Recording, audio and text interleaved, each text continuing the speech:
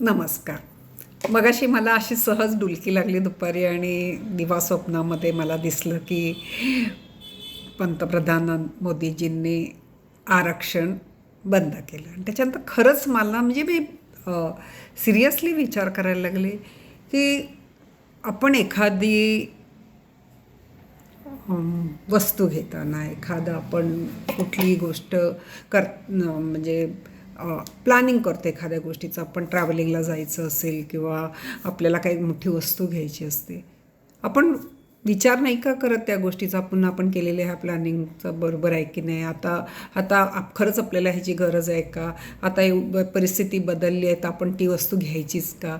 आणि मग आपण त्याप्रमाणे दिवसेंदिवसच्या आयुष्यामध्ये जेव्हा हा प्रकार करतो तेव्हा एवढ्या मोठ्या देशाच्या ह्याच्यामध्ये आपण नको का विचार करायला. एकतर आंबेडकरांनी कधीही जाती ह्याने आरक्षण द्या असं म्हटलं नव्हतं. त्याचाही सगळा चिरफाड करून दिला. तोही 10 वर्षासाठी सांगितलेला तो आता 70 वर्षापेक्षा होऊन गेला तरी चालू आहे. मी 1962च्या जन्माची आणि मुंबई टिळकनगर चेंबूर इथे वाढलेली. मला कधीही माझ्या आसपास शहरात मी कधीही जातभेद पाहिली नाही, कधीच अनुभवली नाही. हां, पण आम्हाला जरा काही आम्ही काही केलं की आम्हाला कॉलनीमध्ये तुम्ही बामणांच्या पोरी, तुम्ही बामणांच्या पोरी हे आम्ही ऐकलं, पण आम्हाला त्याच्यामध्ये कधी जाणवलंही नाही की ते आम्हाला हीन करतायत किंवा ते आम्ही ब्राह्मण आहोत.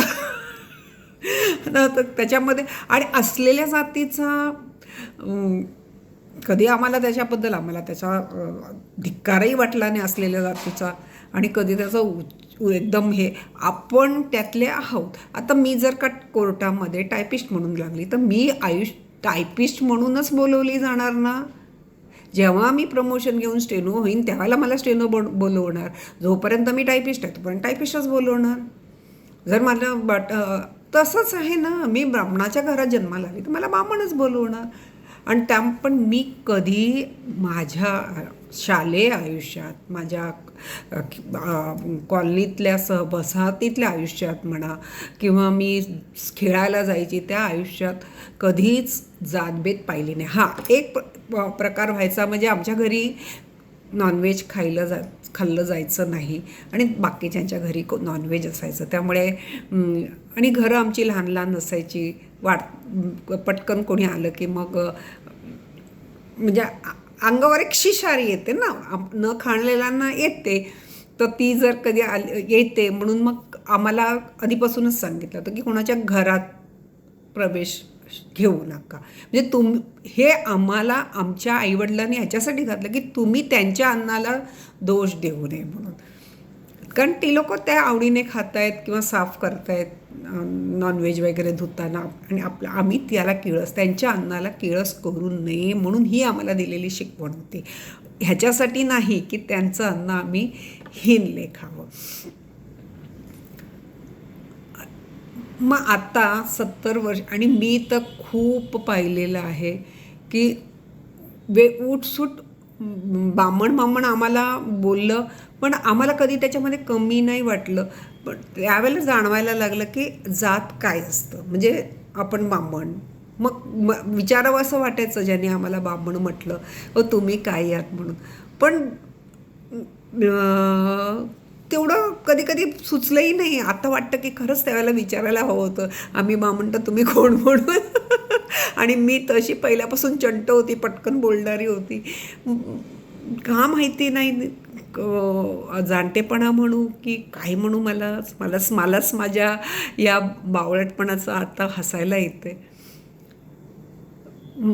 कॉलेजच्या आयुष्यामध्येही मला कधीही कुठेही जातीभेद जाणवला नाही. मला तो जाणवला 90 नंतर माझ्या कार्यालयीन जीवनात. इतका जाणवला. आणि मी एक पाहिलं, ते जे आरक्षित लागलेले होते ते एवढे एकमेकांना धरून होते. बाहेर एकमेकांना शिव्या देतील पण त्यांच्या बाबतीत मात्र ते एकत्र होते. आणि आमच्यातले जे जे काय सो कॉल्ड ब्राह्मण होते त्याच्यामध्ये आम्ही तर सारस्वत कशातच नाही, म्हणजे ना आम्हाला वेज खाणाऱ्यामध्ये धरतात ना आम्हाला कशातच धरतात. त्यामुळे त्यामुळे जे कोकणस्थ वगैरे होते ते स्वतःला जरा छान, म्हणजे आम्ही उच्चभ्रूत असं ते त्यांच्यातलं थोडंसं असायचं. आम्ही चालसेमध्ये त्या ब्राह्मणामध्ये पण मी अनेक पोटजाती आहेत हे मी ऑफिसमध्ये गेल्यावर जाणवलं मला, की आम्ही ह्याच्यातले होता, मी त्याच्यातले, आणि तशा पोटजातीत होते.